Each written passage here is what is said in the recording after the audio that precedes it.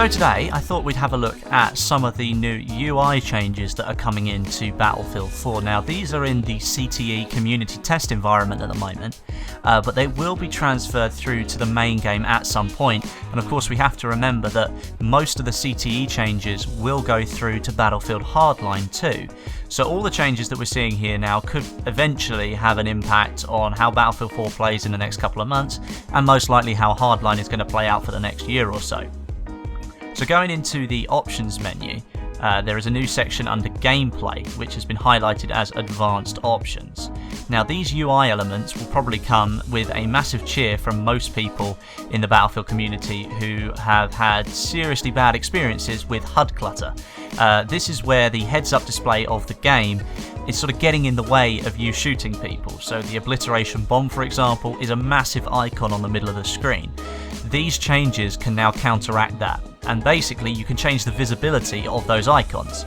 So here you can obviously change the HUD visibility as you always could do, but now the further down you go, the more things that you can change. So you've now got common HUD world icons visibility.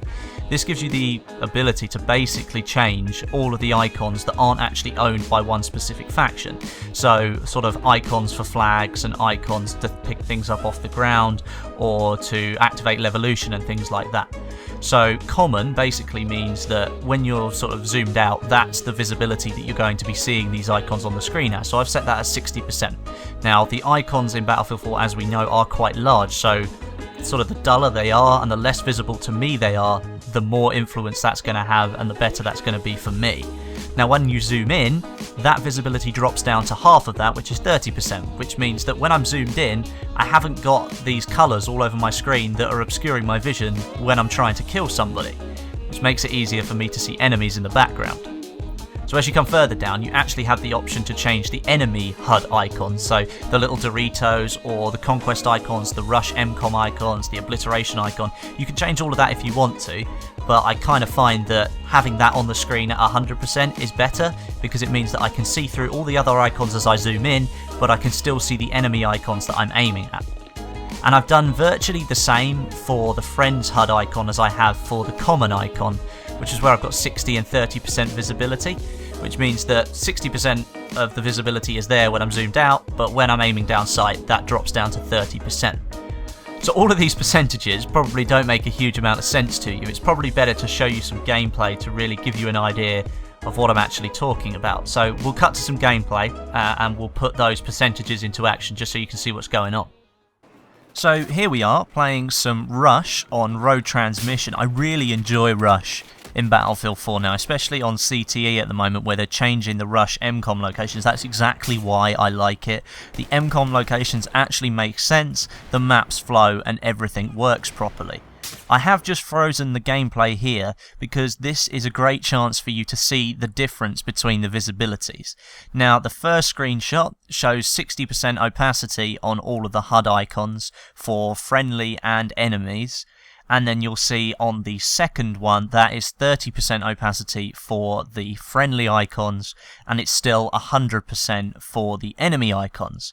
So there gives you a nice comparison between the two. Now you might be thinking, Westy, why are you showing us this? It doesn't make a huge difference.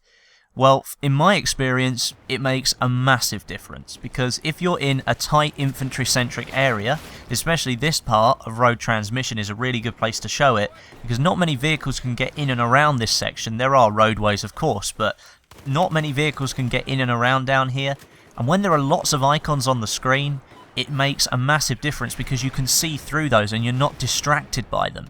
They're no longer in your line of sight. You have a clear vision of all the enemy icons, but your friendly and common icons have been reduced dramatically, which means the things that you're focusing on, the things that you're wanting to shoot and kill, are actually visible to you and easy to see. One thing I might also mention that's in today's video, which is quite interesting too, there's a visual recoil fix that's coming into the CTE and is currently present on a handful of weapons, and the M416 is one of those. Now, I'm not too sure if you can see this very well in the video, but I'll try and represent it for you nice and easily. You can see the reticle in the middle of my sight there. I'm using the hollow sight.